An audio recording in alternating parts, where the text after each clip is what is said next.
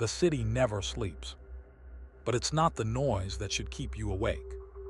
It's what hides inside it. Every street has a story. Every hallway remembers something. And some places were never meant to be found.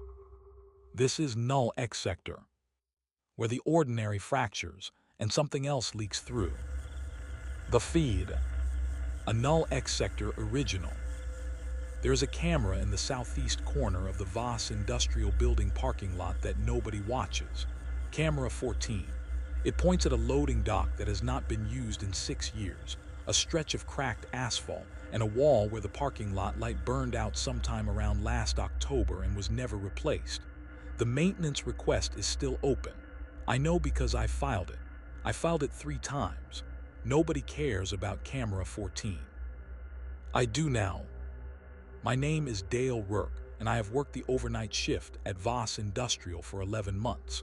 11 months of watching 16 camera feeds cycle across 4 monitors between the hours of 10 at night and 6 in the morning. 11 months of nothing. The building is a converted warehouse on the south end of the Port District, where 3 different companies lease office space during the day and leave behind nothing at night but humming server racks and the smell of stale coffee. The parking lot wraps around 3 sides. The 4th side faces the rail yard. There is a fence, but it has been cut in 2 places and nobody has fixed it either. That is how they get in, the ones who sleep rough. They come through the fence gaps and tuck themselves into the loading dock overhang where the concrete lip blocks the wind. I have never called it in. You do this job long enough and you learn what matters and what does not. A guy trying to stay warm under a piece of cardboard does not matter. I am not a cop. I am just the man in the chair watching the screens. I need to tell you what happened on the night of November 4th because I have not told anyone and I need someone to know. Even if it is just you listening to this. Even if you think I am out of my mind. I need the words to exist somewhere outside of my own head because they are eating me alive in there. It was a Tuesday, cold for early November, the kind of wet cold that settles into the Port District and does not leave until April. I had my coffee and my book and my routine. Every 40 minutes I do a walk through the 2nd floor. Every hour I log the exterior camera sweep. The rest of the time I sit in the security office, which is really just a repurposed janitor closet with a desk and the monitors and a space heater that trips the breaker if I run it on high. Around 1:30 in the morning, I noticed movement on camera 14. This was not unusual. Like I said, the homeless guys use the loading dock. I glanced at it the way you glance at a car passing on the highway, just registering that something moved. There was a man standing at the edge of the light, or rather at the edge of where the light would have been if the bulb worked. He was standing at the border between the dim spill from camera 13's area and the dead zone of 14. He was older. I could see a heavy coat and a knit cap, and the way he stood with that slightly sideways lean that people get when they have been sleeping outside long enough that something in their back or hip has gone permanently wrong. He had a bag over one shoulder. He was just standing there. I watched him for maybe 10 seconds. He was looking at the dark end of the lot, the far corner where the loading dock wall meets the fence line. That corner is black at night, not dim, black. The parking lot light is dead and the nearest working light is 40 feet away, and the wall and the dock overhang create a shadow that swallows everything past a certain point. On the monitor, it just looks like the image falls off a cliff, concrete and asphalt and then nothing. The man took a step toward it. I remember thinking that he was just finding his spot for the night, heading for the dock overhang. Normal, but he was not angling toward the overhang. He was walking straight toward the darkest part of the corner, straight toward the place where the camera could not reach. Then he stopped. His head tilted, not the way you tilt your head when you hear something. The way a dog tilts its head when it hears a frequency that does not exist in the human range. That full skull rotation like the neck has one too many joints. He stood like that for 3 or 4 seconds and then he took another step. And then he was walking, not hesitantly, not the way you walk towards something you are unsure of.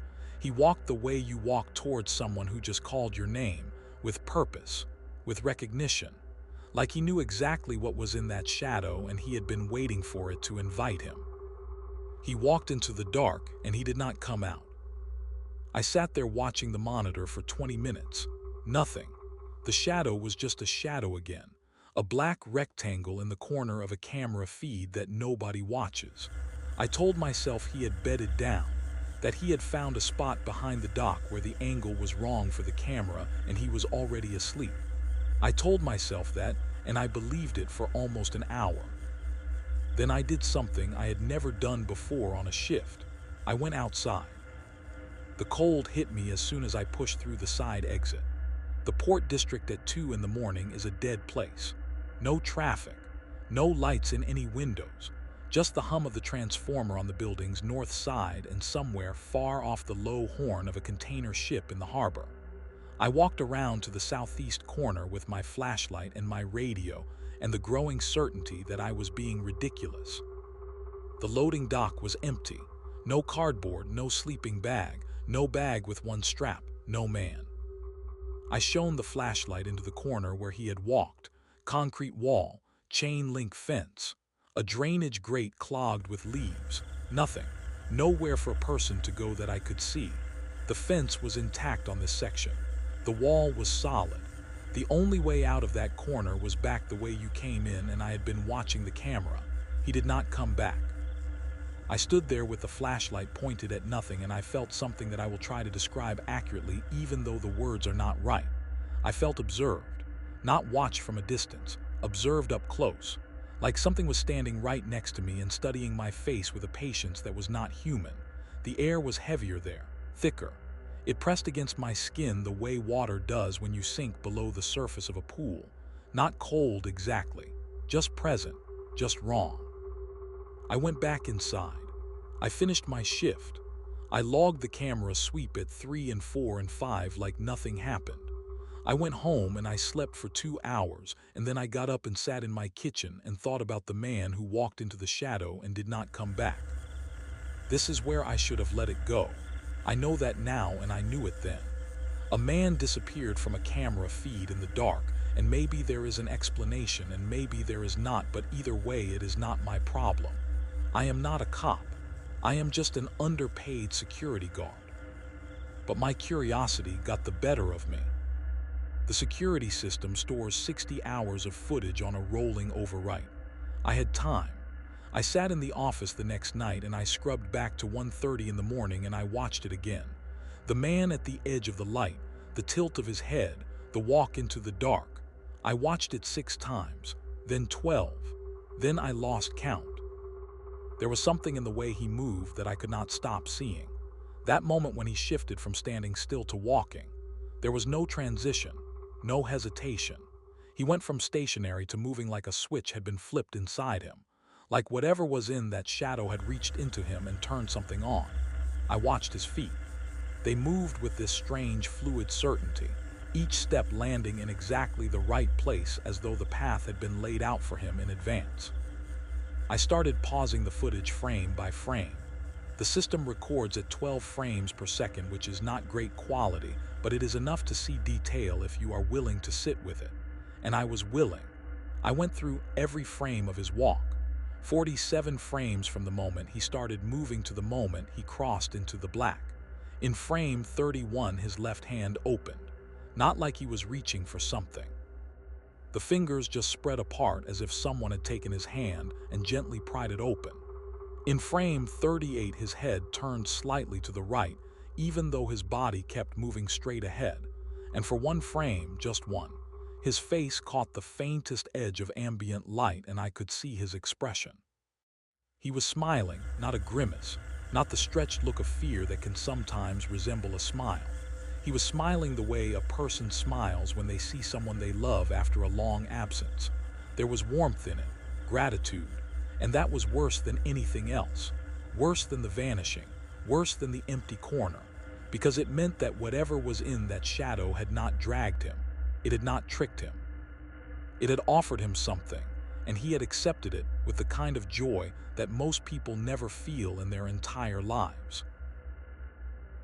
On the second night, I tried to show the footage to someone, not the police. I was not ready for that. I showed it to Marcus, who does the weekend overnight shift. I called him on his cell and told him I needed him to look at something. He came by on his night off, smelling like cigarettes and energy drinks, and I pulled up the clip and let it play. He watched it once. He said it looked like a guy walking to the loading dock. I said, "Watch where he goes, watch the direction. He is not heading for the dock." Marcus watched it again and shrugged. He said the guy probably went around the corner of the building. I said there is no corner to go around. He said then maybe he climbed the fence. I said the fence is intact there. Marcus looked at me the way people look at you when they think you are becoming a problem. He said, "Dale, it is a grainy camera in the dark." The guy left. It happens. Forget about it. I did not forget about it. On the third night, I brought a tape measure from home and I went out to the corner and I measured it. The space between the loading dock wall and the fence is 11 feet 4 inches. The wall is solid poured concrete, no gaps, no doors, no openings of any kind. The fence is chain link bolted to steel posts set in concrete footings. The drainage grate I mentioned is 8 inches by 8 inches, far too small for a person. I documented all of this in a notebook. I drew a diagram of the corner with measurements. I checked for loose fence panels. I checked for cracks in the wall. I checked the ground for soft spots or signs of digging. There was nothing. The corner was exactly what it appeared to be, a dead end, a box with one open side. He walked in and he did not walk out, and there is nowhere he could have gone.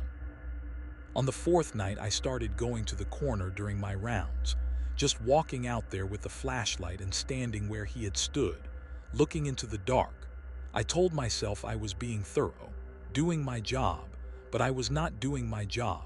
I was trying to feel what he had felt, trying to understand what had pulled him. The thickness was always there, that sense of being pressed against. Some nights it was faint, just a suggestion of weight in the air. Other nights it was like standing in a room that was slightly too small, the walls not quite touching you but close enough that you could feel their presence on your skin. I started spending more time out there than I should have. 5 minutes, then 10. Once I looked at my watch and realized I had been standing at the edge of the shadow for almost half an hour, and I could not account for the time. It had felt like seconds. I tried to find the man, not officially.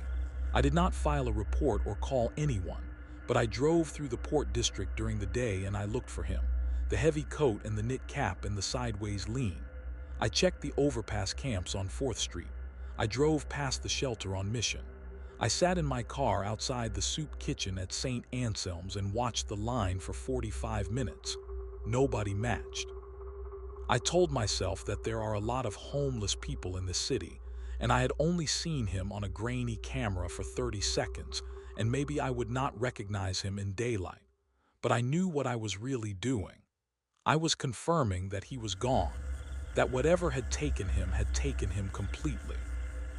On the 6th night, I stopped eating dinner before my shift, not on purpose. I just was not hungry anymore. The only thing I wanted was to get to the building and check the footage and go to the corner. That was the routine now. Arrive at 10. Check all 16 cameras. Pull up the recording from November 4th. Watch it 3 or 4 times. Go to the corner at midnight. Stand there until the thickness told me something or until enough time had passed that I could pretend I was just doing rounds. Come back inside. Check the footage again. Repeat. I stopped sleeping well. Not insomnia exactly. I slept, but the sleep was thin and flat, like lying on the surface of something instead of sinking into it. I dreamed about the corner, but in the dreams it was not outside.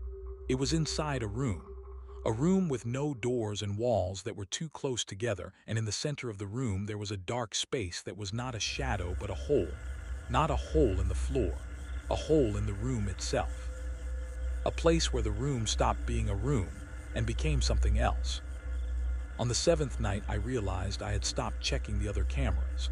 I would glance at them during my hourly sweep and log the all clear, but I was not really looking. The only screen that mattered was camera 14. The only image that existed was the dark corner. I had started adjusting the monitor brightness up and down, trying to coax detail out of the shadow the way you might adjust your eyes in a dark room, hoping that if you wait long enough the shapes will resolve into something recognizable. They never did. The dark on camera 14 was absolute. It gave back nothing. But it felt like it was holding something, like the blackness on the screen was not empty but dense, full of weight, full of potential, like a door that is closed but not locked and all you have to do is push. On the 9th night, I pulled up the footage again. It was different. I did not notice at first. I was scrubbing through the same segment I had watched dozens of times, the man at the edge of the light, and I almost missed it. But something in the frame caught my attention, a shape that had not been there before. In the shadow at the far end of the lot, in the black where the camera could not reach, there was something there now, a figure, standing just inside the boundary of visible darkness like someone standing behind a curtain with only their outline showing through. I leaned forward and adjusted the monitor brightness, and the shape became clearer.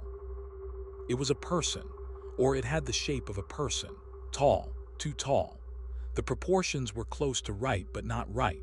The limbs were too long or the torso was too narrow, some ratio that the eye registered as wrong before the brain could identify why.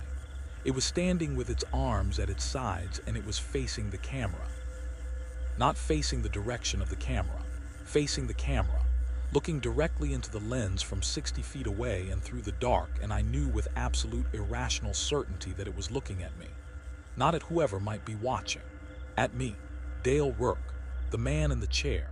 It knew I was there and it knew I had been coming to the corner and it knew I had been watching the footage and it was showing itself to me because I had earned it, because I had put in the time, because I had stood in the thickness and breathed the heavy air and had not left. I should have been afraid. I want to be honest about this because I think honesty is the only thing I have left. I should have been terrified and some small part of me was. A locked room in the back of my mind was screaming and pounding on the door, but the rest of me felt something else. The rest of me felt recognized. The way you feel when someone you have been trying to reach finally picks up the phone, finally acknowledges that you exist. I had been looking into the dark for 9 days and the dark had finally looked back and the overwhelming sensation was relief. I rewound the footage, watched it again. The figure was there every time. Same position, same posture, same eyeless gaze pointed directly at the lens. I watched it 15 times and on the 15th time something happened that made me grip the edge of the desk so hard my knuckles went white. It moved. Not much, a slight adjustment, a tilt of its head that mirrored exactly the tilt the homeless man had made before he walked into the shadow. That same wrong angle, that same sense of too many joints in the neck. And as it tilted its head, I felt the room change around me. The security office with its humming monitors and its space heater and its stained ceiling tiles became something else for just a moment. It became the room from my dreams, the room with no doors. And the monitor was not a monitor anymore. It was the hole, the place where the room stopped being a room. Then it passed and I was sitting in the janitor closet again, and the figure on the screen was still, and I was shaking. I went outside.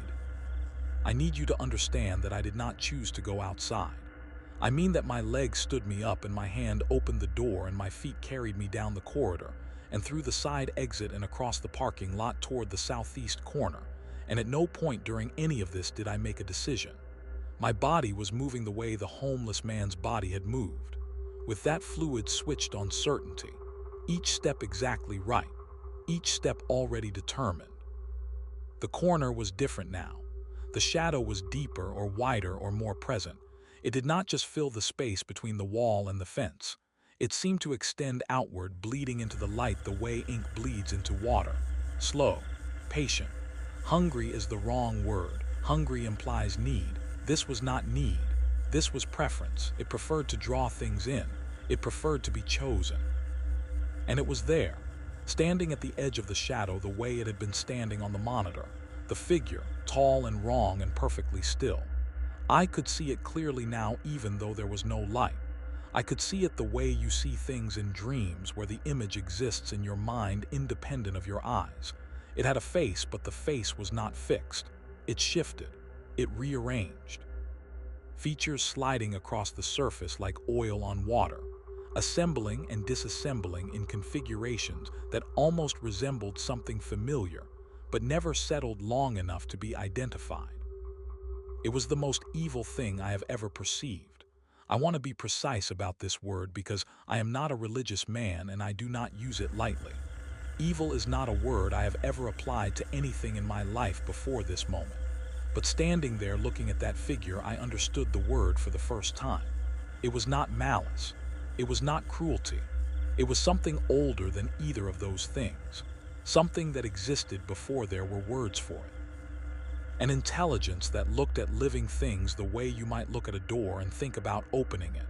Not with emotion, with intent.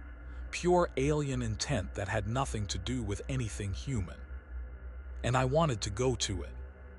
God help me, I wanted to go to it so badly that my teeth ached. Every cell in my body was leaning toward it like iron filings toward a magnet. The wanting was not desire. It was gravity. It was the natural order of things asserting itself. Of course you go to it. Of course you walk into the shadow. What else would you do? What else have you ever been going to do? Every step you have taken in your entire life has been leading to this corner of this parking lot at this hour of this night. And the only thing left to do is finish the walk. It raised one hand, slowly. The fingers were too long and they bent at angles that fingers do not bend, and it gestured toward the shadow behind it the way you might gesture toward an open door. Come in. This is for you. I have been here a very long time and I have been waiting for you specifically, and now you are here and the only thing between us is the last few steps that you have already decided to take. I took a step. The air was thick and sweet and tasted like rust or ozone. Another step. My flashlight was off. I did not remember turning it off. The darkness was closing around me like water and I was sinking into it willingly, gratefully, the way you sink into sleep when you have been awake for days. The relief was immense. The relief of finally giving in, of finally letting the thing that has been pulling you pull you all the way. Then the radio on my belt squawked. Static, just static. A burst of white noise from the handset that broke the silence for maybe 2 seconds. But it was enough. It was like being slapped awake from a sleepwalk. The gravity let go. The sweetness in the air turned to something sharp and chemical. I stumbled backward and nearly fell, and when I caught myself and looked up, the figure was gone, and the shadow was just a shadow, and I was standing 6 feet from the place where the homeless man had disappeared, and I was shaking so hard I could barely stand. I ran. I will not pretend otherwise. I ran back to the building and through the side door and into the security office, and I sat in the chair and I did not move until the sun came up. When the day shift guy arrived at 6, I told him I was quitting. He asked if I was okay and I said yes, and that was a lie. Then I walked to my car and drove home. That was 3 weeks ago. I have not gone back to the Voss building. I have not gone anywhere near the Port District. I have applied for a job at a warehouse on the north side of the city and I am waiting to hear back. I sleep with the lights on, all of them, every lamp in the apartment, the overhead in the bathroom, the bulb above the stove. My electric bill last month was triple what it normally is and I do not care. The first week after I quit, I tried to act normal. I went to the grocery store. I called my sister. I watched television for hours without absorbing anything that was on the screen. But underneath all of that there was a current running, a low hum just below the frequency of conscious thought, like a phone vibrating in a drawer in another room. You cannot quite hear it, but you know it is there and you cannot stop knowing it is there. I looked up the Voss Industrial Building online. Read its history. The building was constructed in 1942 as a shipping warehouse for military equipment. Before that, the lot was part of the rail yard. Before that, it was a tidal flat at the edge of the harbor. I found a photograph from 1912 showing the area before anything was built there. Mudflats and wooden pilings and the dark water of the harbor stretching out behind them. I stared at that photograph for a long time. The southeast corner of what would eventually become the parking lot was underwater in 1912. It was part of the harbor floor, part of the deep. I do not know what that means. I do not know if it means anything, but I keep thinking about how old the thing in the shadow felt, how its patience was not the patience of something that has been waiting for years or decades, but the patience of something that has been waiting for geological time. Something that was there when the water covered the land. Something that did not leave when the water receded and the concrete was poured on top of it. Something that simply waited in the new dark, the same way it had waited in the old dark. I have not dreamed about the room with no door since I left, but I have dreamed about the corner, the shadow, the figure with the shifting face. In the dreams, it was not angry that I left. It was patient. It has the patience of something that has been waiting in that corner since before the building was built, since before the parking lot was poured, since before there was a city here at all. 3 days ago, something happened that I have not been able to explain and that I am going to tell you about, even though it makes the rest of this story harder to believe. I was sitting in my kitchen at 2 in the morning because I do not sleep at night anymore.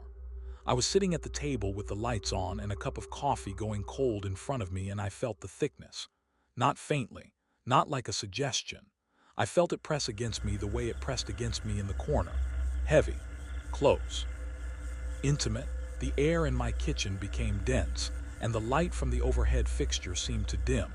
Not like the bulb was going out, but like the light itself was being absorbed, swallowed, consumed by something that found it inconvenient. It lasted for maybe 15 seconds.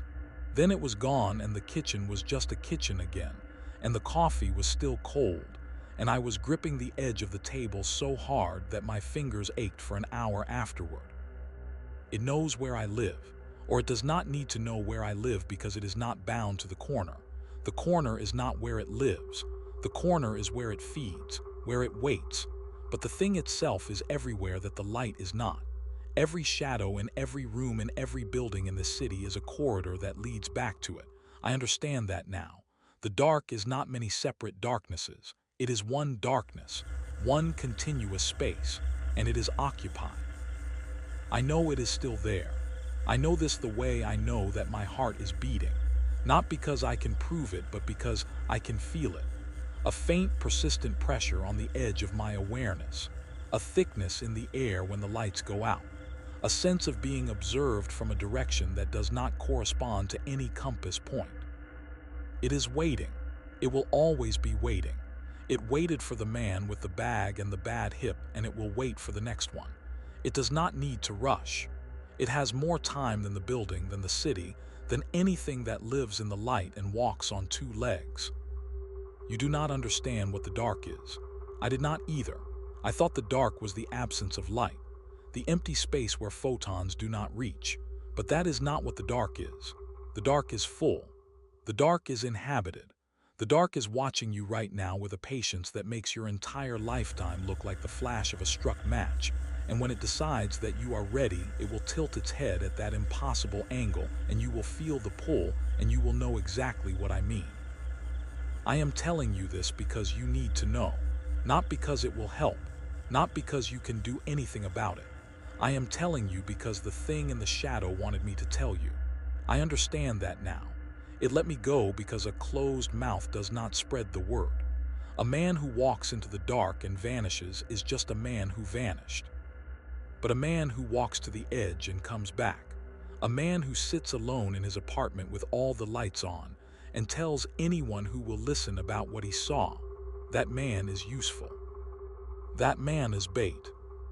And you, listening to this, letting the images settle into the back of your mind, the shadow at the end of the parking lot, the figure with the face that would not hold still, the feeling of being pulled towards something with a gravity that bypasses your ability to choose. You are going to think about it tonight when you turn off the lights. You are going to notice the dark. And somewhere in a parking lot in the Port District, in a corner where the light burned out last October and was never replaced, something is going to tilt its head. because it knows you are listening. It always knows. We always know. Some stories end. Others stay with you. If you've made it this far, you're already part of the sector. New reports surface every week, and the city always has more to show you. So subscribe, stay aware, and whatever you do, don't ignore what feels off, because the next story might be yours.